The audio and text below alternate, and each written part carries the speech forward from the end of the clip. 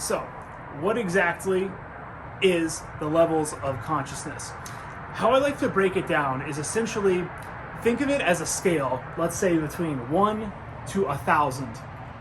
Now, 1 is like you are completely apathetic, you have this demonic energy, you're contemplating suicide or even killing other people, right? I know it's a little bit dark, but that's all the way down to the bottom. Let's just say that is a 1.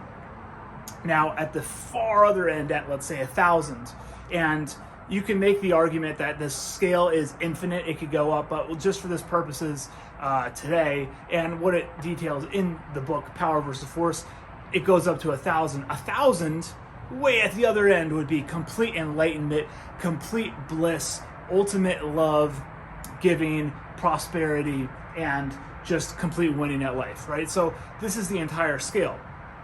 Now, fortunately, there's very few people, although there are some that are at the very bottom, and simultaneously, there's very few that are at the very top. Now, most people, and what it details in Power versus Force, and again, go read it, write it down. Oh, and as a little side note, I was going to bring it up. I bring this little notebook around with me wherever I go, and I'll just jot down. Now, this is a new one, but for example, let's open it up actually.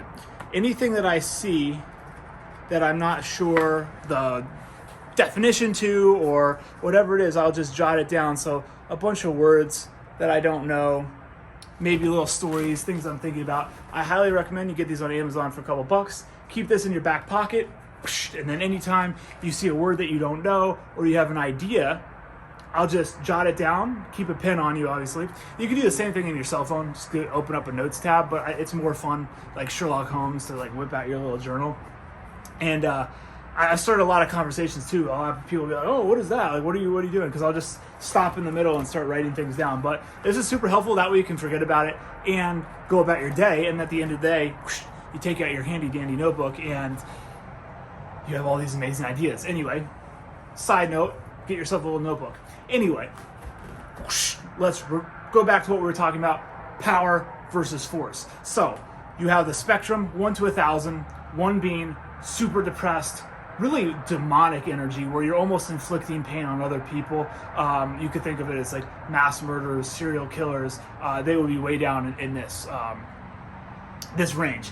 The other end, 1,000, 900, complete enlightenment, joy, love, giving, abundance, and bliss. Right? So the whole spectrum. Now, as I was saying, most people are not all the way on this side or all the way on the other side. Most people fall somewhere in the middle. And I think one of the key points in Power versus Force is that 200, the level of 200, and you can call these energy levels, you can call them levels of consciousness, you can come up with your own term, but these are just some of the terms I use.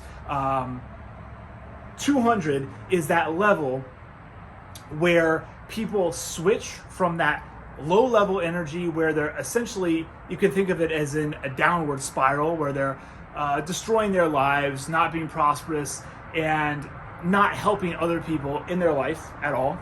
200 is that point, and you can see it right here.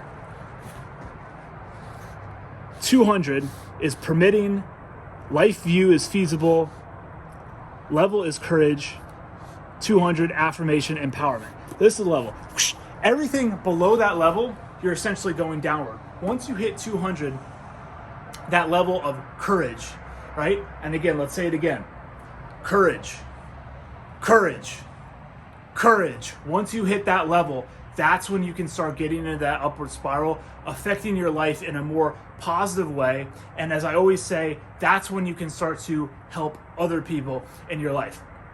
So to me, that is one of the key points. So another thing that you have to realize is that if you are super far down the ladder, the levels of consciousness, and let's just say, hypothetically, you're at 100, you may not be able to jump right up to a 200, right? You may have to increment it up to 125, 150, 175, and you start building it up like that.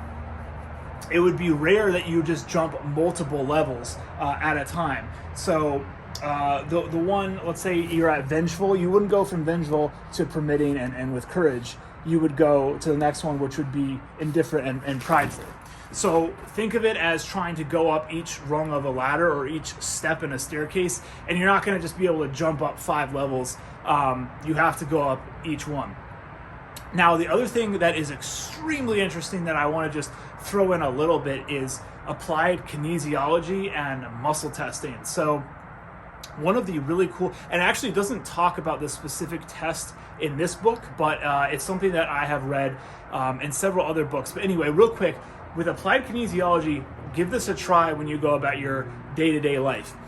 Think about someone, and if you have a positive feeling towards them, you can just put your hand kind of right on your chest. And if you have a positive feeling, you'll kind of lean forward a little bit. And if you have a negative feeling, you'll lean back a little bit. You could apply this to, people, places, events, books, literally any category that you can really think of, you can. And just give it a shot. It is kind of voodoo-ish, but it's one little tip and technique that I have to kind of very quickly assess, is this good or is this bad? And I think that one of the big problems for me in the past when I was in college and high school was that I had a really hard time judging someone's character, and I would pick the wrong friends. I kind of wouldn't do that moral assessment. And this is extremely important because you've probably heard this, but the 5 people that you hang out with the most, that you're around the most, is kind of the sum of who you are. So you're the product of the 5 people you hang out with the most. So if you don't have a good kind of moral compass, a good ability to evaluate people, pick out their character, and then you're surrounding people with people that you really probably shouldn't be around, that's going to rub off on you, and you're eventually going to take on the kind of shape and mentality of those people. So that's really important as well. Another quick trick that you can do if you ever don't know is gun to the head. Be like, if I'm not sure, I'm kind of indifferent or I'm being indecisive, be like, just put a gun to your head and be like, what do I want to do? What do you want to do? And you're talking to yourself this way. Now, that brings up the gun to your head, living your life like it is mother effing GTA. Now, I'm sure all you guys have played GTA or watched someone play it, and in that video game, and there's lots of other video games that are like this. Let me just make sure it's still recording. Very good. But it's in third person, meaning you see your character walking around the streets, creating mischief. Maybe you're being philanthropic and helping society. But the point is the camera is up above, right? The observer, you're playing the video game, but you're looking down at the character. Now, this was a little bit hard for me to kind of resonate with and understand at first, but it's incredibly important. So you want to think of yourself as the video game player, or in other words, what we call in the spiritual world or self-help, the higher observer, meaning you're going about your day and you're doing these things, and that's like you're in the video game, but there's that higher level of consciousness that's really kind of keeping you grounded and looking down at your life. And I'll get into this more in other videos, but essentially you're detaching yourself and looking more down as a higher level of creator. And again, this is kind of a little bit of a hard point for me to articulate right now. It was something that was really hard for me to understand at all. But just think of yourself as the higher observer in the video game, not the actual character in the video game, but you who is actually playing the video game.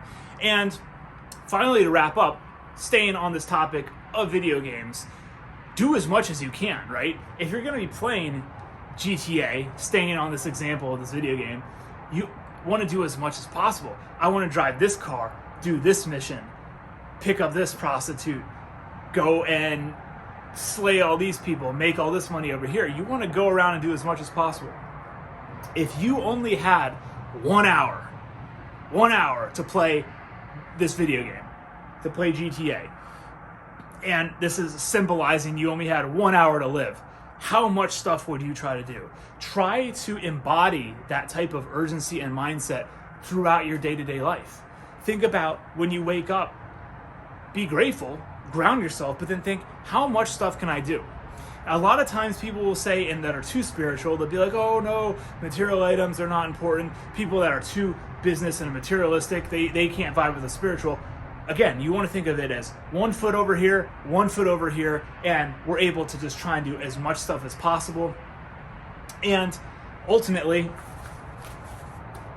raise the collective human consciousness. I think that we have hit a very high point. I think that human society, in order to break through a lot of the problems, as you have probably witnessed in 2020, there's been a ton, in order to really... All right, and I'm back. So my phone actually did cut out. It was low on memory and I forgot to check it. Anyway, as I was saying real quick, as I wrap up, as you can probably tell, 2020 was a crazy year.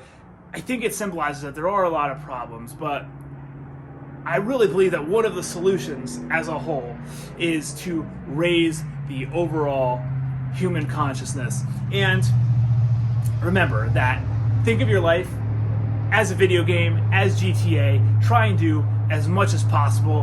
Have your foot over here, be doing this, be doing that. And so, at the end of the day, when you look back at your life, when you're sick and dying and decrepit on your deathbed, in your last dying breath, you can have no regrets and say that you would do it all over again.